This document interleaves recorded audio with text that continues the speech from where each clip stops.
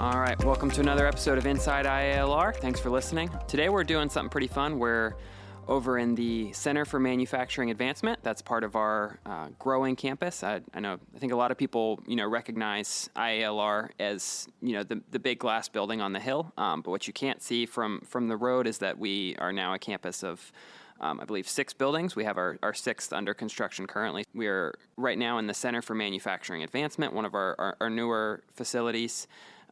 This building does a lot. We're going to go over sort of an overview of that today and then get really into into detail about the CNC Machining Innovation Lab. I'm joined today by Kevin Thompson, who's our CMA Operations Manager, and then Jeremiah Williams, who's a CNC technologist. So thank you both for being here. Really appreciate it.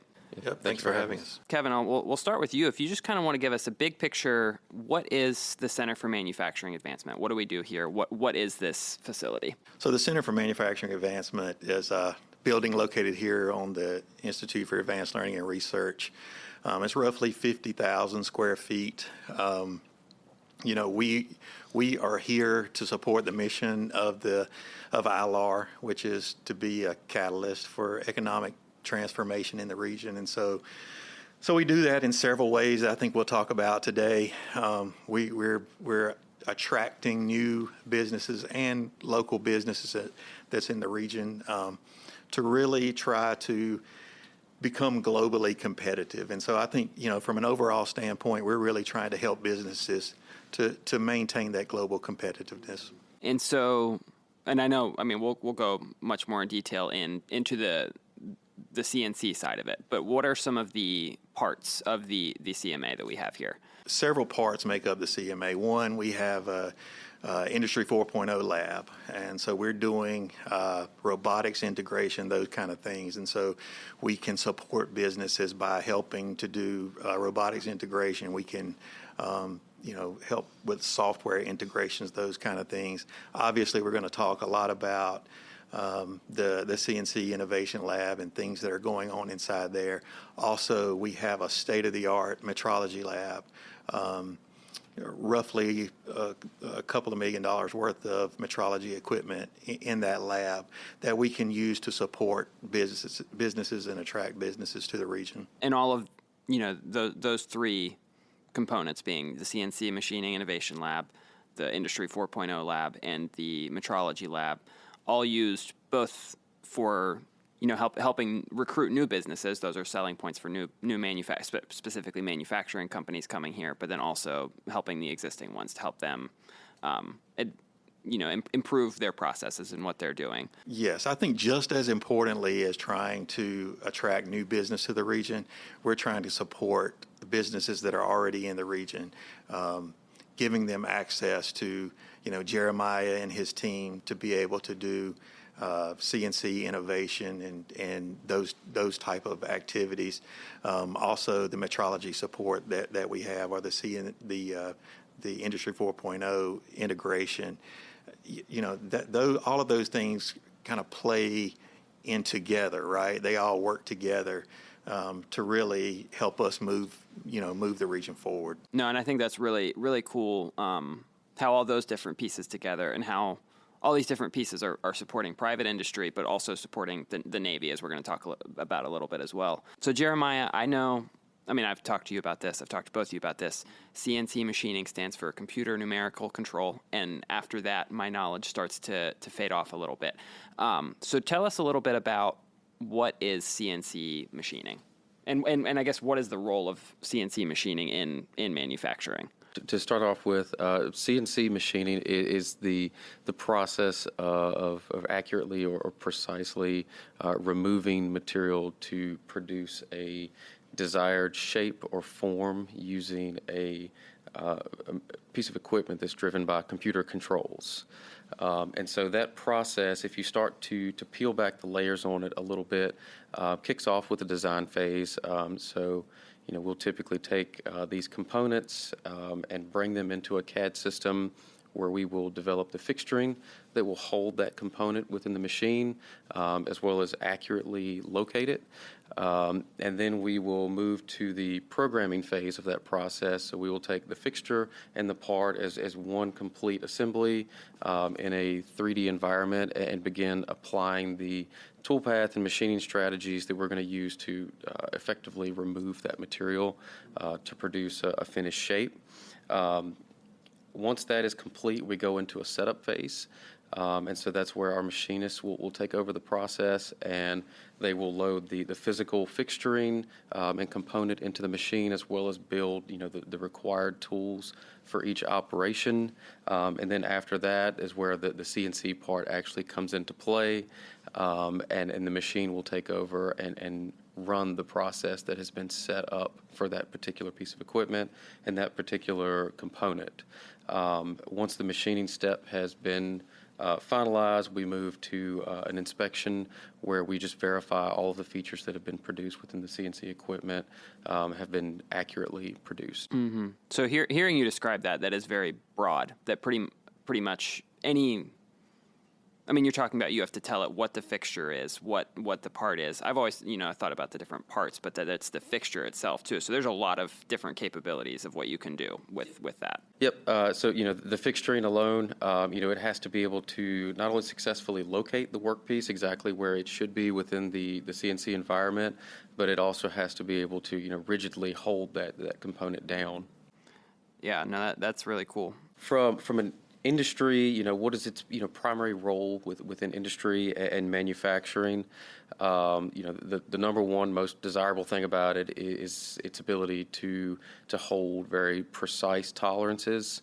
The next thing is going to be the repeatability of that process. So, when you're talking about CNC as opposed to manual, you're introducing the opportunity for human error, whereas with CNC, you have a very repeatable process that is able to be ran, over and over until it's time to change jobs.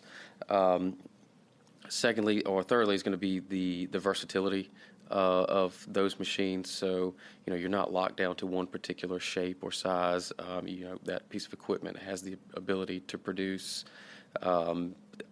any shape or design that you can dream of.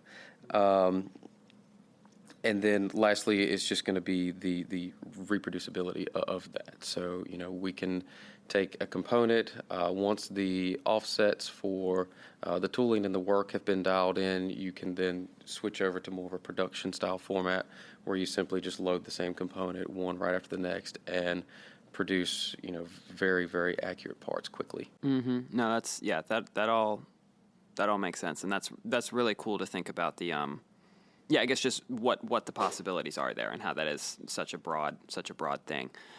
So in our CNC Machining Innovation Lab specifically, can you give sort of a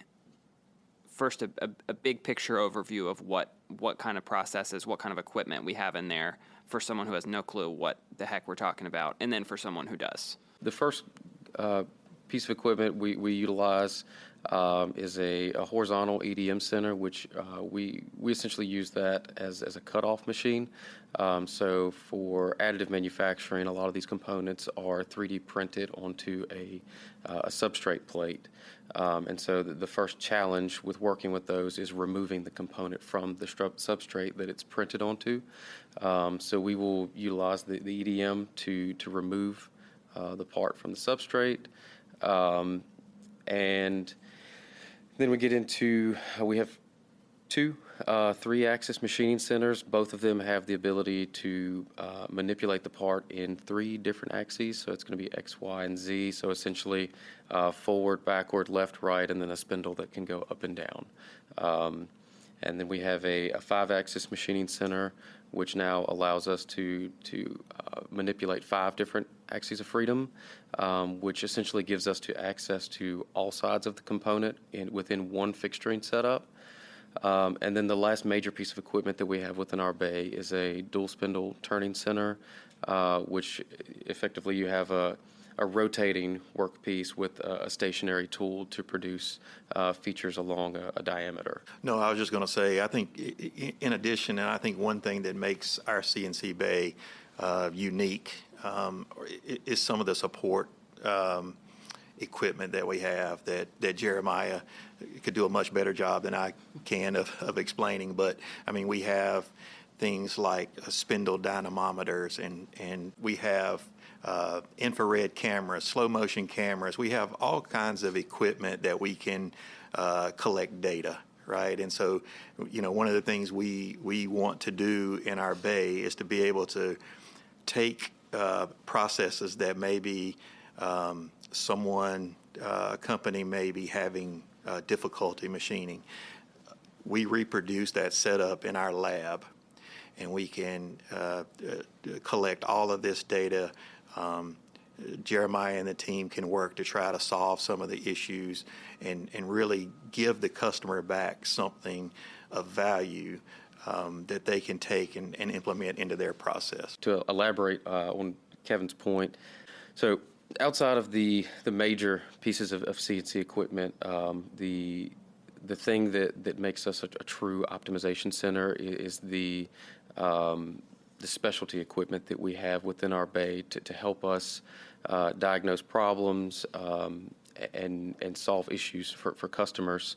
So the first of those being, high-speed cameras. So, for example, if we have developed a new form cutter for a specific operation and we need to know how is it going to perform in a specific material, we can utilize that equipment to monitor the chip formation as it's actually removing the material off of that component and make sure that it is a desirable chip formation for us. How many frames per second is that camera? I do remember that number. So we have the ability to record upwards of 400,000 frames per second.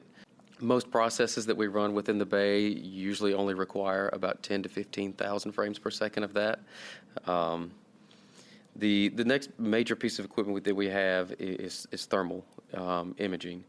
And so that gives us the ability, if we have somebody that's looking to optimize maybe the tool life within a process that they have at their facility, we can utilize that equipment to monitor the thermal growth within a cutter, and if they are experiencing any thermal expansion within the component due to the cutting forces, then we have the equipment to be able to identify that and make the necessary changes to prevent that from happening in the future. And we would take that data and supply it to an end user. After that would be dynamometers, which is specialty equipment that we use to measure cutting forces both at the table level as well as at the spindle. And really the biggest difference between those two is how small of a measurement are we trying to get. So if we're measuring very large cutting forces, then we would implement a table-mounted dynamometer. If we're trying to do a study on a very, very small tool, then the dynamometer needs to be fixtured much closer to where the cutting is happening. So we would utilize a spindle-mounted dynamometer for those applications. And that equipment also helps us better understand the machining strategy that's being applied. So, for example, we can monitor the load on a specific cutter while it's in process, and if there's any specific areas within that process that causes a spike in power, then we can identify it and then go back to the cam side that we talked about earlier and make an adjustment within the program. And then the last major piece of specialty equipment that we utilize is our tap testers. So that is the process of taking an accelerometer and attaching it to a table, a tool, something that has the ability to build a harmonic frequency. So one of the biggest challenges with CNC machining is chatter. And trying to figure out how to either prevent it or overcome it. Chatter meaning what? So that is when your tooling starts to vibrate, and it can cause your tooling to fail. It can cause poor surface finishes, outer tolerance conditions.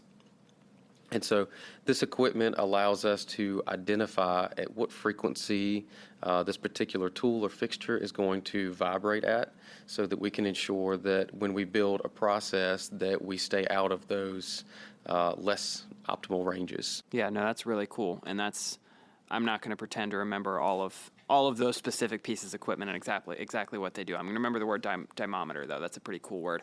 But for all of, both those big CNC machines we have, and then that specialty equipment, with all of utilizing all of that, I guess who are our target customers, and what specific services do we provide them? How do we help them? That sort of thing. And that's for both of you, however you want to answer that. I would say our target, it could be tooling suppliers. We want to partner with folks that may be tooling suppliers, right? And to really help to drive innovation with some of those processes and some of that tooling design and things like that. We also want to partner with companies that may be looking for this area as a hub for their operations, right? And so, they could see us as a catalyst to that, right? We can provide rapid launch space for that activity. We can provide the metrology support and those type of things. But I think, and as I've said before, I think just as importantly, we want to target manufacturers in this region to really drive innovation, and to really, so that companies that are here have that sense of global competitiveness, that they feel comfortable that they can compete in the world market. And with that point, I know I've heard you guys talk about this before, that the whole idea of, I guess of this lab and the Industry 4.0 lab is that it's time is money, and companies can't afford to just shut their lines down and to try new stuff.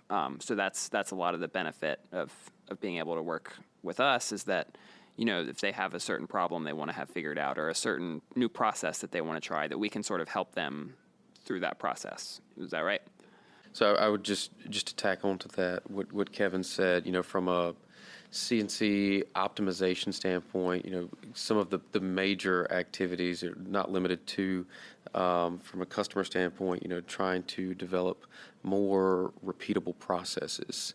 And so that may come in the form of, a fixture that needs to be developed. Or it could come in the form of, the tooling and the strategy that's being applied to this particular component. And also, some reverse engineering. We do have some additional equipment within our bay that allows us to 3D scan components and go back and essentially rebuild that in a CAD environment. And so that equipment definitely comes in handy within the additive manufacturing world. One of the biggest challenges there is finding and locating these very near net shaped parts within the CNC environment, as opposed to traditional manufacturing where you start with a large block of material.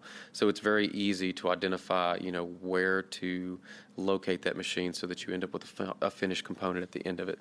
Whereas with AM, the challenge is your offsets within that program have to be so much closer to guarantee that all surfaces finish everywhere. So we utilize a lot of 3D scanning technology in our bay as well. And you're talking about additive manufacturing. I think, well, just to point it out for those who don't know, so CNC machining, as Jeremiah was explaining earlier, is a subtractive form of manufacturing, meaning that you're starting with some shape, some material, and cutting it down there into the shape that you want it to be. Additive manufacturing, on the other hand, is exactly what it sounds like, where you're building it from the ground up, and 3D printing being another name for that. So I know this CNC lab, even though it is subtractive manufacturing, fits into the Navy has set up their additive manufacturing center of excellence here. Talk to us a little bit about that as a whole, and then what role does the CNC lab play in that? Yeah, so really at a high level, the Navy has set a really high bar around new construction, in-service construction, and I think there are several challenges with that. And So the Navy has a large presence here on our campus, and I think we support that in a couple of ways. One, on the workforce development side, I mean, you can see all of the construction that's going on here on campus, the ATDM program, the Accelerated Training in Defense Manufacturing program. There's a 100,000 square foot building that's going up now to support all that training. But I think more specifically to the CMA, the Navy has placed their Additive Manufacturing Center of Excellence inside of this building. And so really at a high level, the AMCOE is a force multiplier for getting AM or additive manufacturing industrialized. And I think we do it in a couple of ways. One, activating industrial-based partners to become additive manufacturing suppliers. So there's a lot of work that's going on with the folks here in the Center of Excellence to do that. And then the second piece of that is developing technical data packets or recipes for additive parts. And so it starts in the design process. In the modeling process, it goes through the printing process, metrology, the heat treat, the subtractive, all the way through non-destructive testing. And so those recipes will be available for partners to be able to quickly, produce those parts when the Navy calls. We support that through a couple of things. One, the subtractive piece. So we do all of the subtractive machining on those parts, and we do that for a couple of reasons. One, we're verifying that print is a good print and that it can make a good part. So I think that's one piece of it. But I think just as importantly, Jeremiah touched on all the different technologies that we have, and we want to help innovate. And so, some of these parts have been around for a long time, and they've been machined in the same way for a long time. And so we want to work to use new technologies to improve production efficiencies, so we can reduce, the time from, an order being placed until that part ships. If we can do that by combining setups or using new technology or generating creative tool paths, those type of things, I think that's just as important as verifying that part. I think Kevin just did a really good job of explaining it. I have nothing to add to that. Just for the listener's sake, so the reason that a subtractive process needs to still we're not at a point yet where additive manufacturing can stand alone for a lot of these more intricate parts where additive starts it and then you need subtractive manufacturing at the end. Is that correct? Correct. At the moment, with the current technology for additive manufacturing, that is the biggest challenge, is producing components to the tolerance level that the drawings require. We have the ability to produce them very, very close to the final form, but there is some final subtractive manufacturing that is required to meet certain tolerances and surface finish requirements. No, that makes sense, and I think that's cool to see the way that we're combining those two things and working on both fronts. Like as you were talking about, Kevin, we are working on, with the Navy specifically, on additive manufacturing on that side of it in several areas, and then also have this lab that you guys are talking about where we're very much on the cutting edge and doing very innovative things with subtractive as well. But that's all the questions that I have. Are there any other things that you would want to share, or any last thoughts that you guys have? I think this lab is really, really cool to see, both the support that it provides to the Navy, but also the support that we're providing to industry as well. I think, both of those two things are, being able to do both of those at once is very cool, and definitely fits into our mission of, yes, we're a regional catalyst for economic transformation, but we're really going beyond that with a lot of the recent services and programs that we're providing, and I think this is another great example of that. Yeah, I would just reiterate that we are here to support business, right? So we have a lot of capability from a CNC machining standpoint.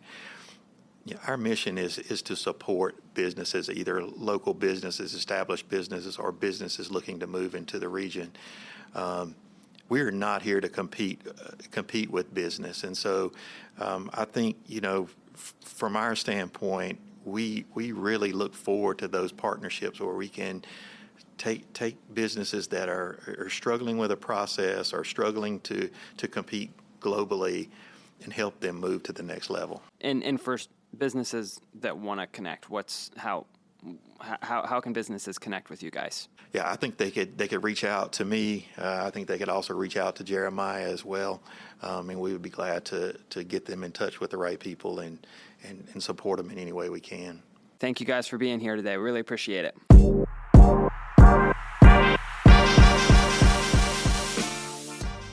Megabytes, IALR's on-site cafe, features everyday favorites, convenient ordering options, and an eager staff ready to welcome and serve you. Our enticing menus offer something for everyone, from a fresh, well-stocked salad bar, wraps, sandwiches, and our rotating hot buffet offered on Tuesday, Wednesday, and Thursday. Megabytes is open Monday through Friday from 9:15 a.m. until 1:30 p.m. To view menus and for more information, visit IALR.org/megabytes.